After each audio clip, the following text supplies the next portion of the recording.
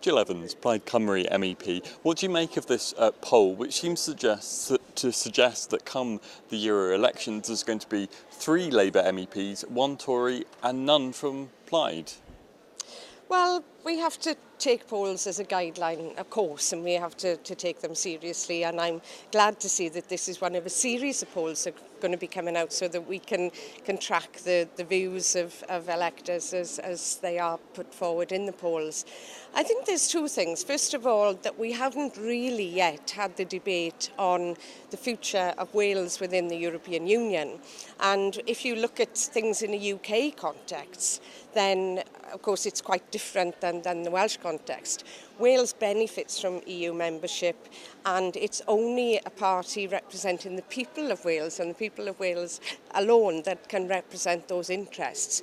What we have in Labour and Conservative, of course, are UK parties answerable to the London parties and to the UK government.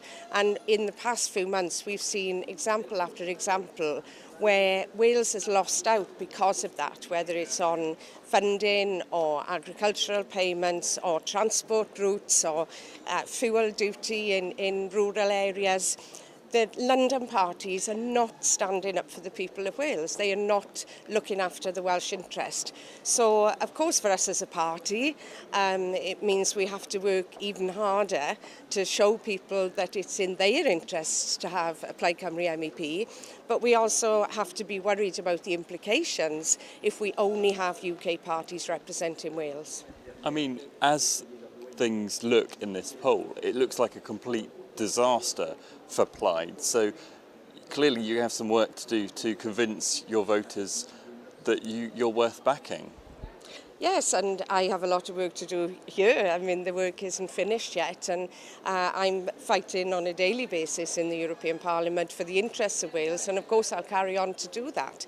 I think that if you look at the figures, then it's not that big a gap between us winning or losing a seat, and obviously we'll be working flat out to ensure that we keep our seat in the Parliament.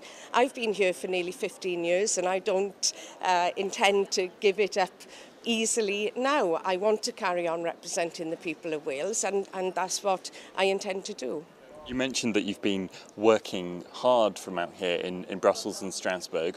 Why then do you think that it looks like you haven't been able to so far convince voters that you're worth supporting? I think people have seen things very much in a UK context. I mean, if you look at the kind of news that people watch, it's very much UK based, and so, you know, you get the presence of UKIP on the television much more than you would Plaid Cymru, for example, which is why we've done so well to get the figures that we have. What we need to do is to ensure that we are now talking about Wales in Europe, and we have to ensure that we set the agenda in terms of Wales and what Wales benefits from Europe.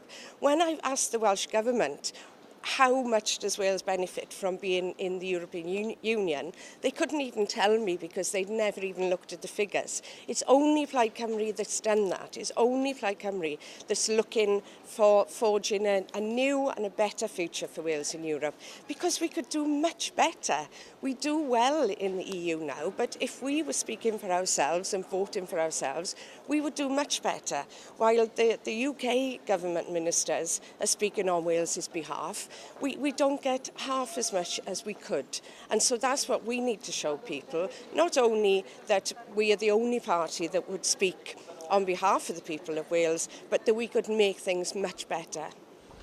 Your Welsh Labour counterpart has a right to look rather smug from this poll. 3 for Labour, 1 for Tory. What do you make of your opposition come this election? Well, it's inevitable with a Tory government in Westminster, of course, that Labour scores highly in opinion polls. But where it matters is in Welsh communities and how things are discussed on the ground and what people do on the day when they actually go and vote. And so that's what we have to be doing, speaking to people in the communities and showing people that whatever is said in Wales, when it came down to it, Labour voted, like Conservative voted, to cut the funding coming to Wales from Europe. If you don't get re-elected, what will you do next? What would you do if you weren't an MEP? Well, that's not a question I'm even considering yet. There's a long way to go yet. We've got a big campaign to fight. I've got a lot of work to do. So finally then, what is your work going to be between now and the election? Where are you going to be focusing your efforts?